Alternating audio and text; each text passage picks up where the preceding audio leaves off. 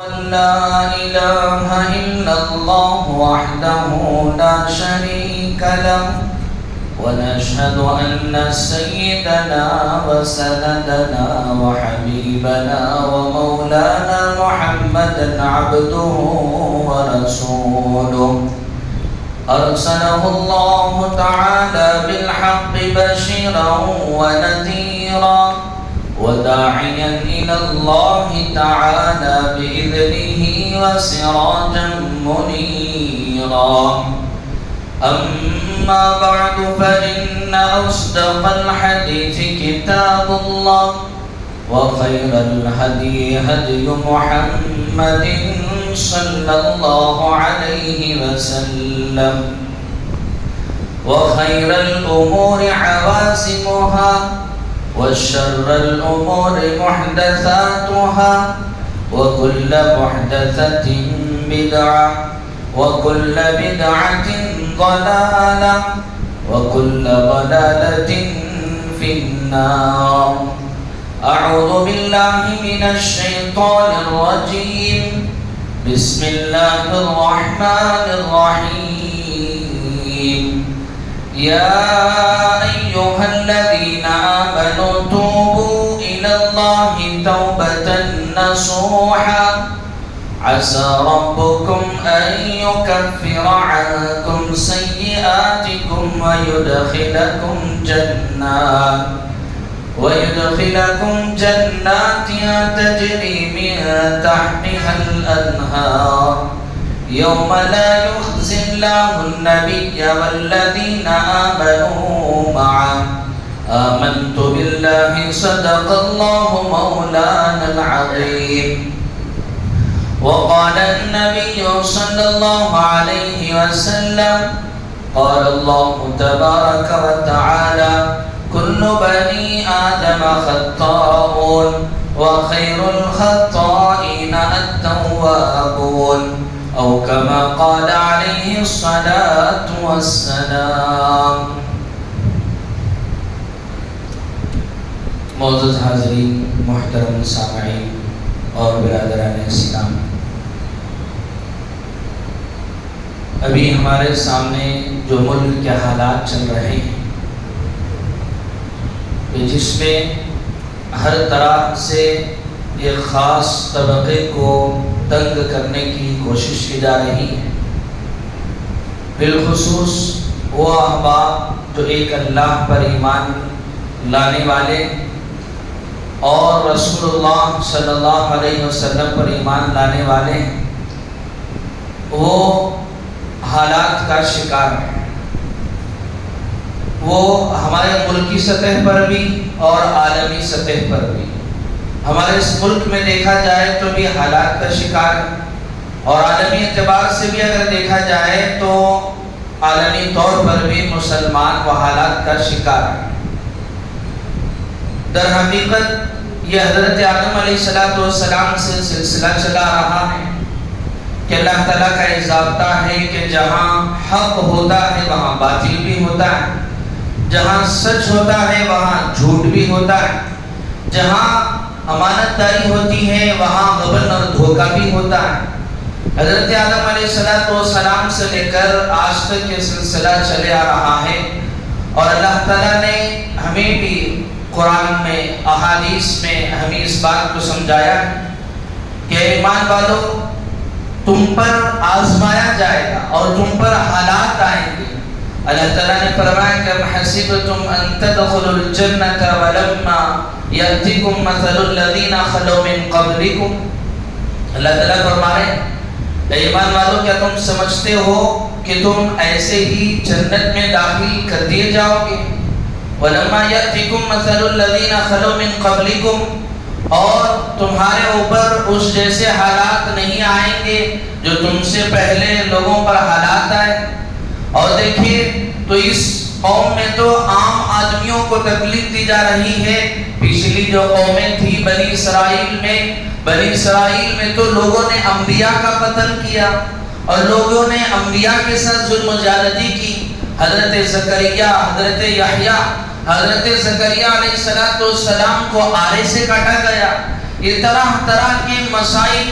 جو پچھلے قوموں پر آئے ہیں، اللہ تعالیٰ فرما رہے ہیں کہ اس طرح کی آزمائشیں اور اس طرح کے حالات وہ تم پر بھی آئیں گے۔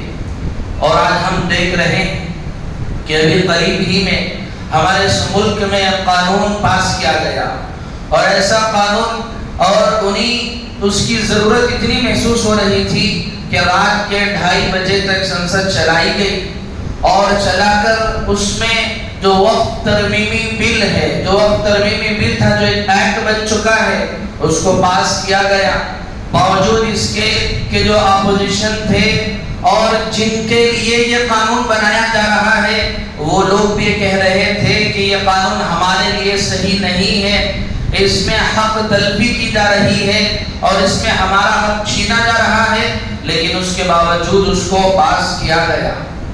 اور اس کے بعد اس کو لاگو بھی کیا گیا۔ لیکن ہماری کئی تنظیموں نے، کئی علماء کی تنظیموں نے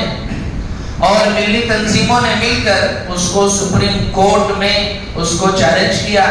اور اس کی سماعت بھی چل رہی ہے اور اس کا ایک مرحلہ بھی مکمل ہوا۔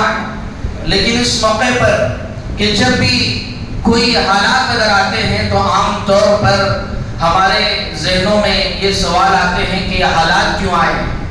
اور ہم جیسے یہ حالات آتے ہیں تو بجائے اپنے اندر جھانکنے کے ہم فوراً کہنے لگتے ہیں کہ یہ جو حالات آئے فلاں کی وجہ سے ایسے حالات آئے ہیں،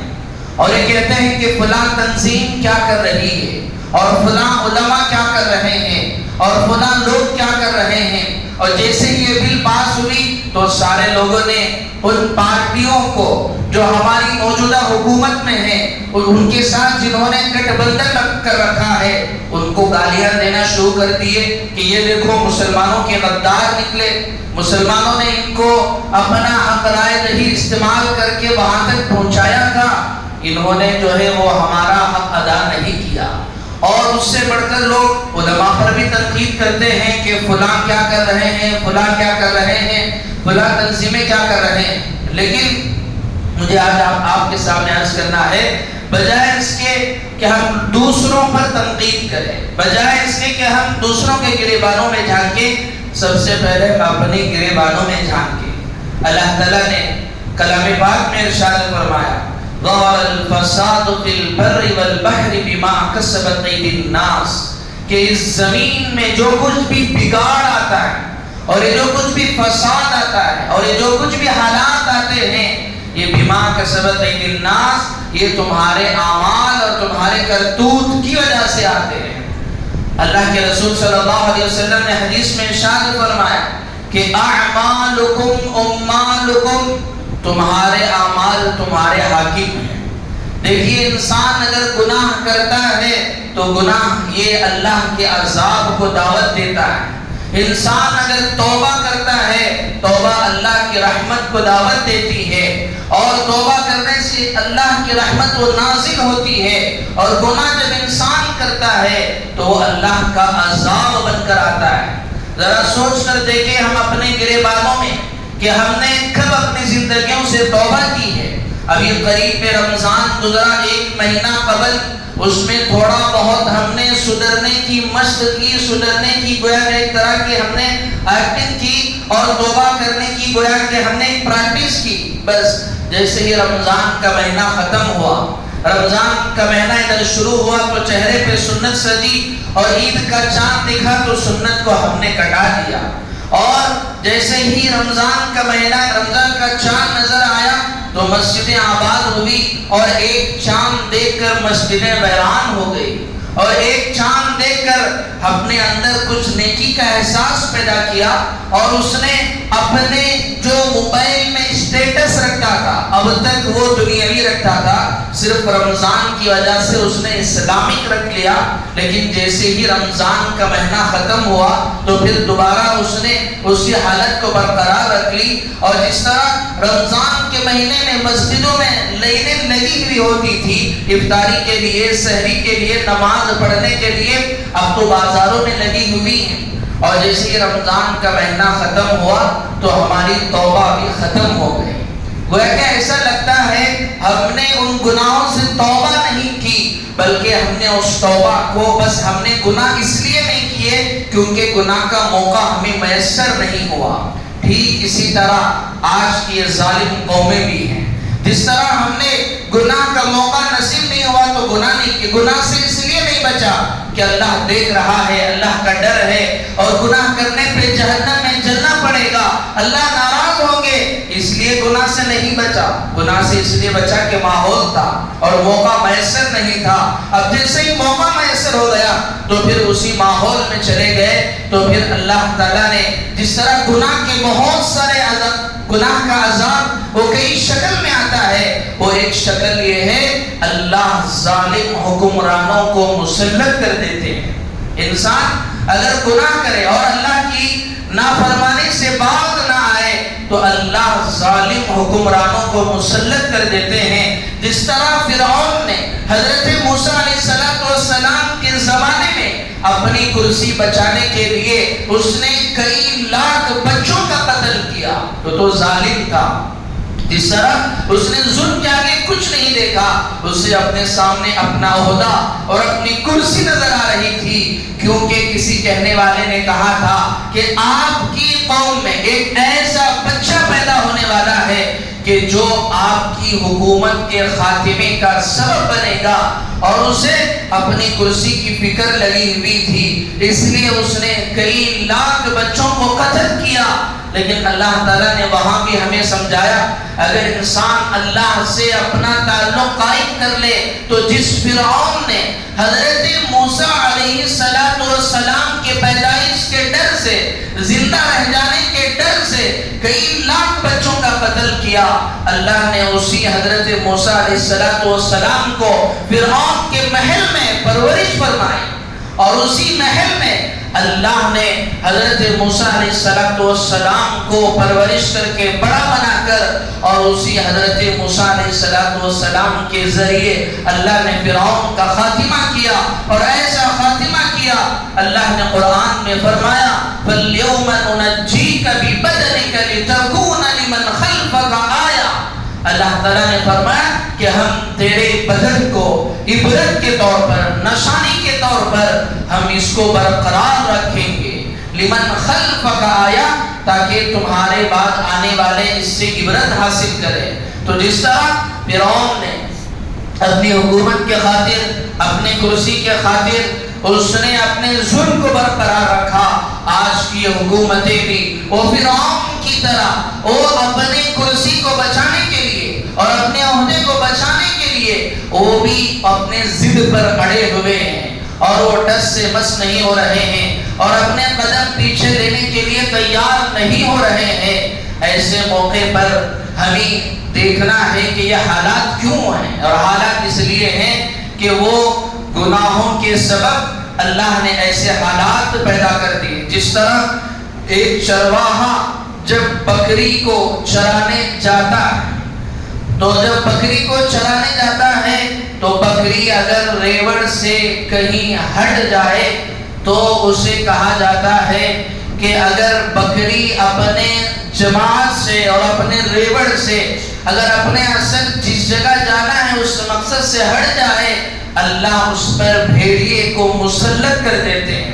اور جو بکری اس ریوڑ سے الگ ہو کر وہ کہیں الگ چلے جاتی ہے تو پھر وہ بھیڑیے کا شکار ہو جاتی ہے۔ اسی طرح جو ایمان والے وہ اللہ تعالیٰ کے احکامات کو چھوڑ کر اور اللہ کو ناراض کر کے زندگی گزارتے ہیں، اللہ بھیڑیے کی شکل میں ایسے ظالم حکمرانوں کو مسلط کرتے ہیں۔ اس لیے میرے عزیزوں، اس موقع پر ہمارا سب سے بڑا فرض بنتا ہے کہ ہم اپنے اللہ کی بارگاہ کی طرف رجوع ہو اور اللہ کی بارگاہ میں توبہ اور استغفار کریں۔ اللہ تعالیٰ نے اپنے کلام پاک میں ارشاد فرمایا وَمَن يَعْمَلْ سُوءًا أَوْ يَظْلِمْ نَفْسَهُ ثُمَّ يَسْتَغْفِرِ اللَّهَ يَجِدِ اللَّهَ غَفُورًا رَحِيمًا۔ وَمَن يَعْمَلْ سُوءًا، اگر کسی نے کچھ برا کر لیا، اور یظلم نفسہ، اور کسی نے اپنے آپ پر ظلم کر لیا، برا کر لیا، کسی نے اللہ کا حکم توڑ دیا، کسی سے وہ بے حیائی زنا کا فعل مرتکب ہو گیا، یا اس نے شراب پی لی یا اس نے جھوٹ بول دی او یظلم نفسا یا اس نے اپنے آپ پر ظلم کیا. کیسے ظلم کیا؟ کسی دوسرے کا حق اس نے مار لیا, کسی کی زمین اس نے ہڑپ لی اور کسی سے پیسہ قرض لے کر اس کی ادائیگی کی فکر نہیں رہی, اور جب وہ پوچھنے پہ آئے تو آستین چڑھا لیا, اور جب وہ کال کرے فون کرے اپنے پیسے پوچھنے کے لیے تو اس نے اس کا فون نہیں اٹھایا, اور جب وہ اپنے پیسوں کا مطالبہ کرنے لگے تو اس پر غنڈہ گردی پر اتر آ گیا, ناحق طریقے سے کسی کا بھی مال اس نے لے لیا. او یظلم نفسا ثم یستغفر اللہ, پھر وہ اللہ کے بارگاہ میں استغفار کرتا ہے, یجد اللہ غفور الرحیم. اللہ تعالیٰ فرما رہے کہ بندہ کس طرح بھی گناہ کیا ہو, جب وہ میری بارگاہ میں آ کر استغفار کرتا ہے, توبہ کرتا ہے, اللہ فرماتے ہیں وہ مجھے بڑا رحم کرنے والا پائے گا اور مجھے بڑا معاف کرنے والا پائے گا. تو لہذا اس موقع پر ضرورت ہے کہ ہم اللہ سے رجوع ہو. اللہ تعالیٰ نے فرمایا یا ایھا الذین آمنوا توبوا الی اللہ توبۃ نصوحا, اے ایمان والو اللہ تعالیٰ سے توبہ کرو, استغفار کرو. ہمارے ذہنوں میں جب یہ بات بھی کہی جاتی ہے تو لوگوں کے ذہنوں میں یہ سوال پیدا ہوتا ہے, کیا توبہ استغفار کر لینے سے حالات درست ہو جائیں؟ کیا آپ کے ایک کسی کے اللہ کی بارگاہ میں توبہ کر لینے سے حالات وہ سدھر جائیں گے؟ آپ کے ذہنوں میں اگر یہ سوال ہے تو تاریخ اٹھائیے, قرآن اٹھائیے, حدیث اٹھائیے, پڑھیے, آپ کو اندازہ ہوگا غزوہ بدر کے موقع پر اللہ کے رسول صلی اللہ علیہ وسلم نے رات بھر دعاؤں کا اہتمام کیا تھا, اور اللہ کے رسول صلی اللہ علیہ وسلم کو معلوم تھا کہ ہماری جو تعداد ہے وہ صرف 313 ہے, اور وہاں جو 1000 لوگ ہیں, اور ہمارے پاس کوئی اسباب نہیں اور ہمارے پاس کوئی ہتھیار نہیں, لیکن ان کے پاس سارے ہتھیار میسر ہیں. لیکن اللہ کے بارگاہ میں انہوں نے دعا کی اور اللہ کے بارگاہ میں استغفار کیا اور اللہ تعالیٰ سے ایسی درد بھری دعا کی شاید کہ تاریخ انسانی میں کسی نے ایسی دعا کی ہو. اللہ کے رسول صلی اللہ علیہ وسلم جب دعا کی, اللہ تعالیٰ نے فرشتوں کو آسمانوں سے اتارا. اللہ تعالیٰ نے 3000 5000 فرشتوں کو اللہ نے آسمانوں سے اتارا, اور پھر اللہ کی مدد رہی کہ اسلام کی جو پہلی جنگ تھی جسے یوم الفرقان کہا جاتا ہے, حق و باطل میں فرق کرنے والی, جس کی وجہ سے وہ لوگ جو اپنے آپ کو بہت بڑے سردار کہا کرتے تھے, 70 سردار اس میں مارے گئے تھے. لہذا ضرورت ہے کہ ہم استغفار کریں. حضرت نوح علیہ السلام نے اپنے قوم سے کہا, اپنے قوم کو سمجھایا, فَقُلْتُ اسْتَغْفِرُوا رَبَّكُمْ إِنَّهُ كَانَ غَفَّارًا, اے میرے قوم اللہ کے بارگاہ میں استغفار کرو, إِنَّهُ كَانَ غَفَّارًا, وہ تو بڑا معاف کرنے والا رب ہے. اگر استغفار کرو گے يُرْسِلِ السَّمَاءَ عَلَيْكُمْ مِدْرَارًا, اللہ تم پر بارش بھی برسائیں گے. وَيُمْدِدْكُمْ بِأَمْوَالٍ وَبَنِينَ, اللہ مال کے ذریعے سے بھی تمہاری مدد کریں گے, اولاد کے ذریعے سے بھی تمہیں مدد کریں گے. وَيَجْعَلْ لَكُمْ جَنَّاتٍ, اور اللہ تمہیں باغات بھی میسر کریں گے. وَأَنْهَارًا, اور اللہ تمہیں پاک و شفاف پانی, نہریں بھی اللہ تمہیں میسر کریں گے. حضرت حسن بصری رحمۃ اللہ علیہ جو بہت بڑے تابعی گزرے ہیں, حضرت حسن بصری رحمۃ اللہ علیہ کے پاس ایک شخص آئے اور آ کر کہنے لگے کہ حضرت وہ میرے کھیت وہ سوکھے جا رہے ہیں, برسات نہیں ہو رہی ہے, کچھ وظیفہ بتا دیجیے. حضرت نے فرمایا کہ استغفار اور توبہ کا اہتمام کرو. ایک اور شخص آئے اور آ کر کہنے لگے کہ حضرت میرے مال میں اور میرے کام میں کوئی میرے پاس کام ہی نہیں ہے اور میرے پاس مال نہیں ہے. حضرت نے کہا کہ استغفار و توبہ کرو. اور کوئی تیسرا شخص آیا, آ کر کہنے لگا کہ حضرت مجھے اولاد نہیں ہے. حضرت نے کہا استغفار کرو. اور کسی نے کہا کہ میرے جو باغات ہیں وہ صحیح سے پھل نہیں دے رہے ہیں. حضرت